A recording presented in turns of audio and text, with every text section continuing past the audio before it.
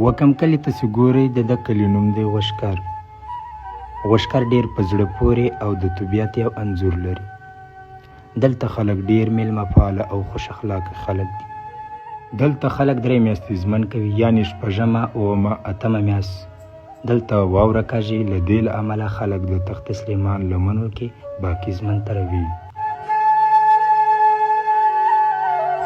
دا سیمه د خیبر پښتونخوا ضلع ډېر اسماعیل خان تحصیل درازنده تخت سلیمان په غرونو کې ده.